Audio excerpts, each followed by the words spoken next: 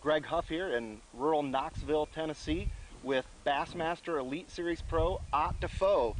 Ott, we're on your property here. Yep. You got a beautiful place here with a lovely view back there, and I don't know if we could hit Lake Douglas with a stone if we throw it, but it's pretty close. Yeah, it's not real far at all from where I live, sure ain't. It's got to be pretty exciting to have a Bassmaster Elite Series event in basically your backyard. Yeah, I mean it really is. As soon as I heard that it was going to be announced, man, I've been excited ever since. Excited, nervous, everything you could be. I have been ever since. You know, we fished the Open here last year in June, and I'd heard some rumors going around that they were going to try to get an Elite, and ever since I heard it, yeah, I've been very excited. And you were what, 6th or 8th in that Open? Yeah, I finished 7th actually. Yep, 7th, sure okay, did. I split the difference. You were all over it. I was close.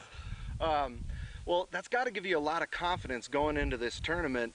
This is a body of water that you've fished for how long? I don't know the first time I was on it. I would guess I was less than 10 years old the first time I was on it, period, you know, in some shape, form, or fashion, but really bass fishing it since I was 10 years old or so anyways.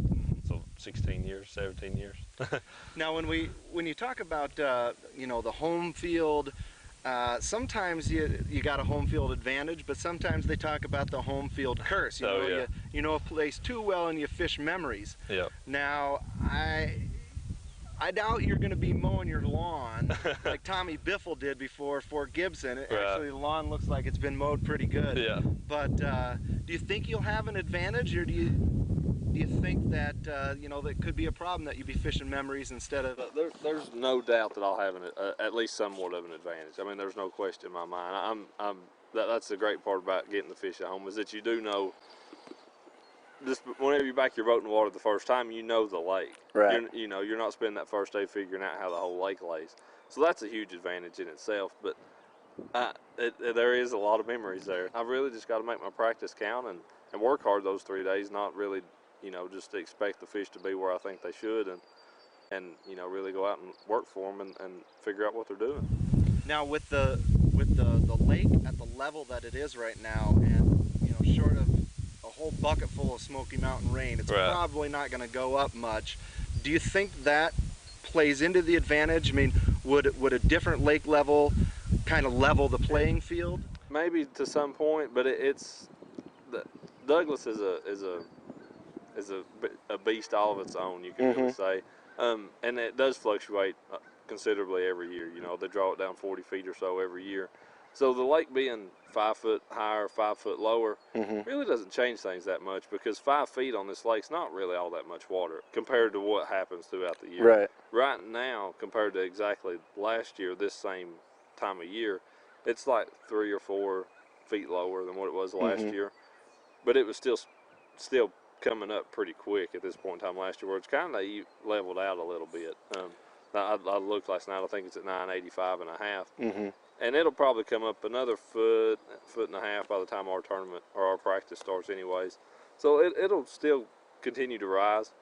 It's not going to go down anytime, you know, throughout our tournament. It won't start going down until up in the summer later on. So I would like to see it a little bit fuller, just because it gives the fish a lot more cover to get in. Well, that's what I was going to ask, is when you fished the Open here, there was a lot more flooded brush, wasn't it? Yeah, the lake was at 994 then, you know, so it was about 9 feet higher than where it is right now, which is that is a pretty good amount of water, and that's anything over 990 is more and more and more shoreline cover. You know? Up to 990, there's a good amount of bushes in the water. Anything over 990, there's a lot of flooded buck bushes and willow trees and all that kind of stuff. So if we could get to 990, it would be a really good thing. But we've got, you know, probably 3.5, 4 feet to go to get there. This tournament going to be won with a flipping stick or with a cranking stick? Man, I think some fish there'll be fish caught both ways, without a doubt. You know, I don't know. There'll be big ones caught in real shallow water, and there'll be big ones caught in real deep water. So I think it's going to. I honestly think it'll take a mix. Yeah. What I feel like it'll take. When you look at this tournament, you know, when they released on the schedule, you might thought, well, there could be some spawners. Yeah. Now. I think there still will be. Yeah. I mean, just knowing what I know about these lakes, the lake that's 15 miles north, Cherokee, those fish, even the smallmouth haven't spawned there yet. You know, I mean, and it's 15 miles away. It's not any higher. It's maybe 50 or 75 feet higher elevation, it's not really anything. Yeah. There, I would say there aren't hardly any bass. Less than 25% of the bass in that lake have spawned yet. Okay. So there's definitely some fish still to spawn on Douglas, without a doubt, in my opinion. Could be a pre-spawn bite. Mm-hmm. You could find some spawners, and then probably a lot of them have already gone post-spawn and have moved out. Yep, without a doubt. You'll be able to catch them all three ways here, absolutely. When you fish all over the country, shallow and deep mean different things. Yeah. What is shallow on Douglas and what is deep? Shallow would be pretty relative to a lot of other places. It would be anything less than 6 or 8 feet. Mm-hmm. And deep, I mean, I've caught fish 40, 45 feet on Douglas before, so I mean, they can get really deep. I mean, the deepest bass I've probably ever caught was on Douglas. But I mean, a lake like Table Rock, they get that deep as well. But you know, this time of year, you shouldn't have to fish extremely deep, even if you're fishing offshore. You shouldn't have to be fishing more than 15 or 20 feet if you're fishing out off the bank. But there'll be a lot of fish up there, and that, I think, kind of in that transition, I think that's kind of what we're going to be in. You know.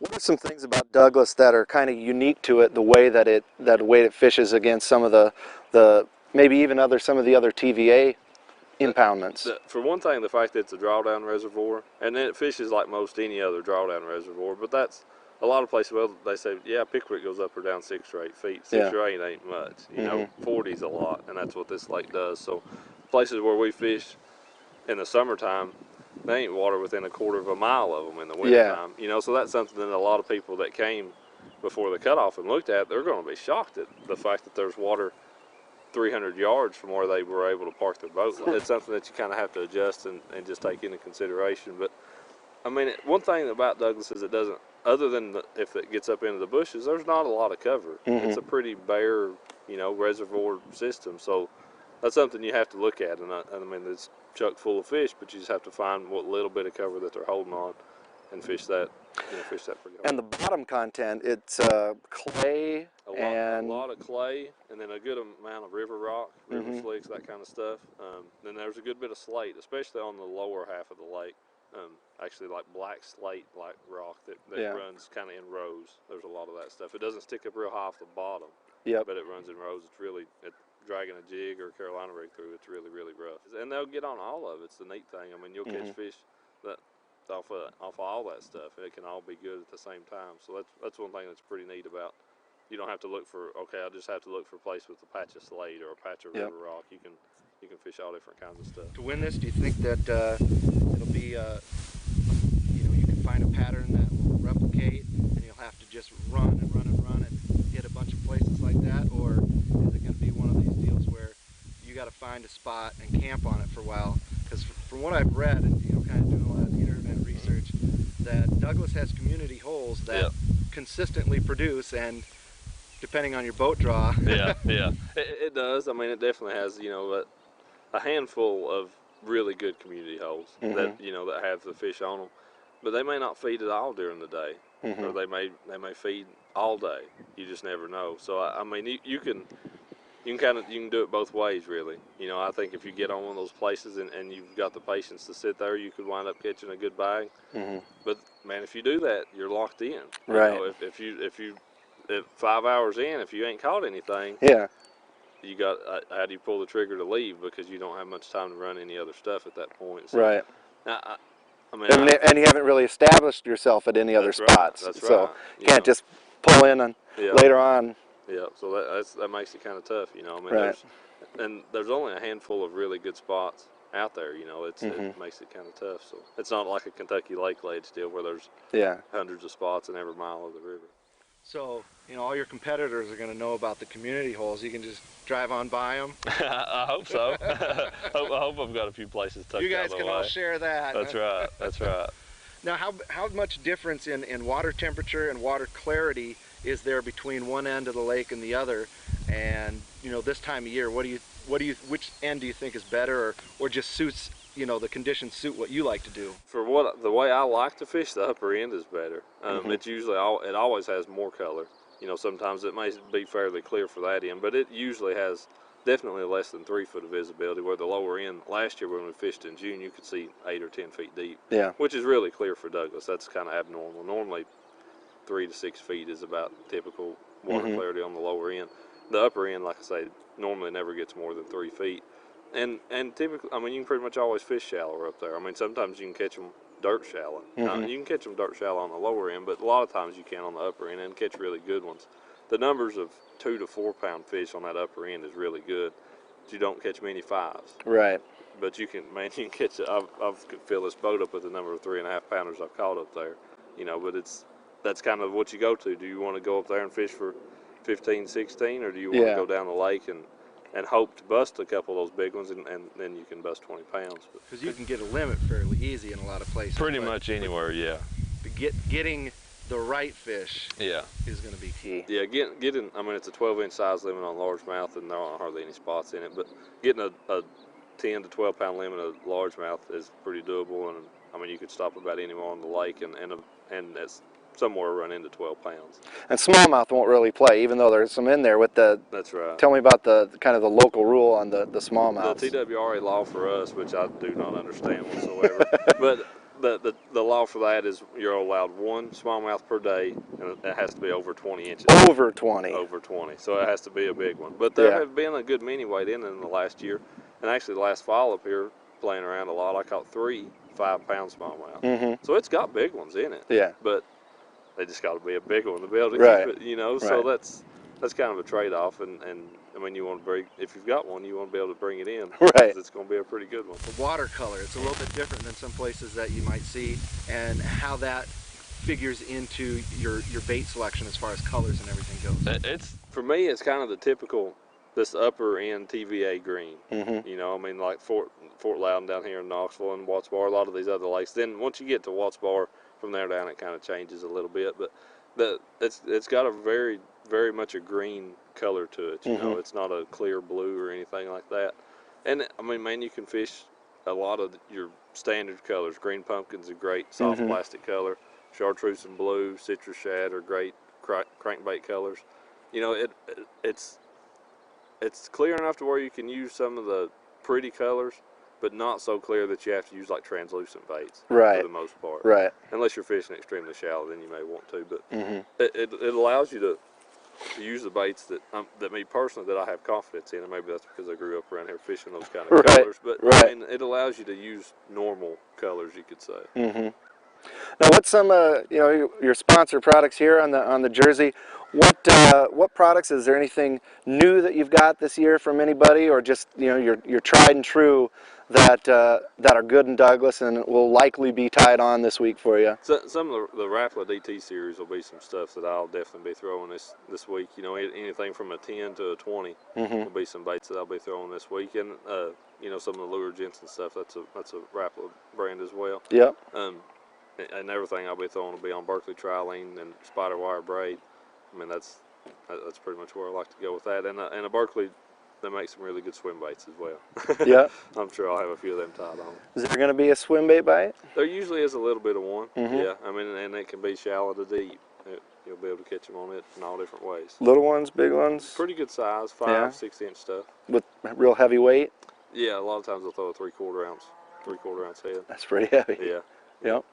Well, how much weight's it going to take to win? Man, I don't know. That's always the question. That is the number one question. A local tournament I saw up here last week, of course, it's 2 guys, a team tournament. 22 won, and then 19 was 10th.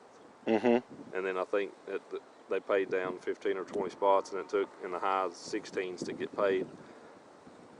I don't think it'll take 20 a day to win, because one person trying to duplicate what those, you know, what a team tournament does is pretty tough. Right. But I think it'll take in the high teens a day to win, 17, 18, somewhere in there. You know, I'd like to have 25 the first day and 24 the second, and then you've got a 10-pound cushion to work on that 20 a day with. So that, I mean, it could take up to 20 a day, but I don't think it'll be quite.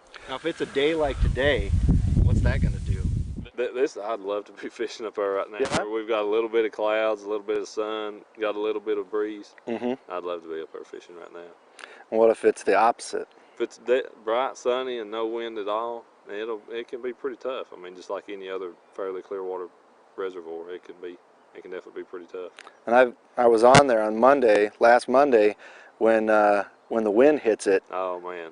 It gets beastly quick. Yeah, it really, for no bigger lake than it is, you know, it can get pretty rough. It's got a few real straight shots in it, and that's typically the way the wind blows on that body of water from where the dam is down towards McGuire Creek. That straight down through there will get rolling pretty good. When it blows like that and gets real choppy, what does that do to the bite?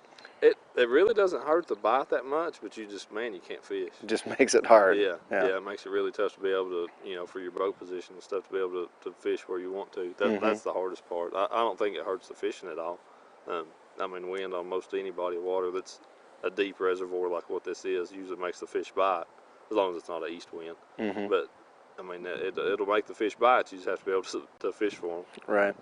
I suppose when it gets a little bit windier, that it's nice to have your you know, heavy-weighted Carolina rig, or the deep football jig, or not really affected too much if you're deep cranking. No, you can still crank in it, but it does make it kind of tough. Really trying to hit a particular spot with a crankbait can be very tough whenever it's really windy like that. Yeah, Carolina rigs and football jigs are the deal, and that's typical with any kind of deep water structure fishing deal. And this lake, most of the layout of the lake is relatively steep.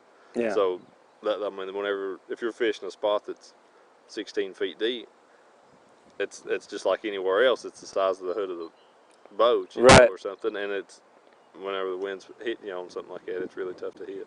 Now, obviously, KVD's got pretty good history on the TVA lakes. Yep. This one probably hasn't seen as much. Who else? You know, who do you think is either just hot right now, so probably has a good chance, or just the kind of fishing that this lake offers fits their strengths? Man, there's a lot of people that come to mind. Britton Chapman, you say somebody that's hot right now. Britton Chapman's somebody that's hot. He's real hot right now. I think Skeet will do well here. You know, he didn't fare real good at Bull Shoals, and I don't think he wants to get in that trend again like he did last year. He'll be looking to. He started out the year great. Yeah. And I think he'll be right back there at this tournament. Of course, Kevin. I mean, this ought to be right down his alley as well. There was a few others I'd mentioned before. I think, man, there's a whole bunch of them. I think Fred Rubanis could do. I think he may do well here. It's just kind of it's a lot like a lot of those western lakes, from what I've read and heard and stuff. You know, just kind of the way it lays out could be a lot. Well, I've heard that one of the more, you know, unique ways as far as what the fish see and don't see is maybe throwing frogs up into those debris. You know, it's like almost a mat of debris. Oh yeah, the little sawdust piles is what we call them. Yeah, and there's so many fish that get under that stuff. You know, I mean that's the only form of heavy cover that they have right now. Yeah. And man, those fish will pile under that stuff. It's almost like a hydrilla of logs and junk. Yeah, you can absolutely. Yeah, I've caught a lot of fish punching out of that stuff. What about the other East Tennessee anglers? We got David Walker. And Brandon Card, who you know, he's kind of doing what you did last year. I'm really happy for Brandon to be doing as well as he is. I'm glad to see him doing well. And both of those guys have fished the lake. Probably a little bit less than I have. Yeah. But they've both fished it a lot. They sure have. Yeah, it's you know, you got two East Tennessee anglers that are just burning up their rookie season. Yeah. I'm glad to see Brandon doing as well as he is. I sure am. And he's about a little over an hour north of where I live. So. Yep. Yeah, he's been here. He's been here a good bit. Right. The last day I was actually up here before the cutoff, just kind of riding around and stuff. He was actually up there as well, and his boat broke down. He was in his last year's boat before he got his new Triton, and I had to go up there and tow him in. So yeah, we were both up there at the same time right before the cutoff. But excellent. Well, thank you so much for having me out to your place and talking a little bit about the tournament. Good luck. Thank you.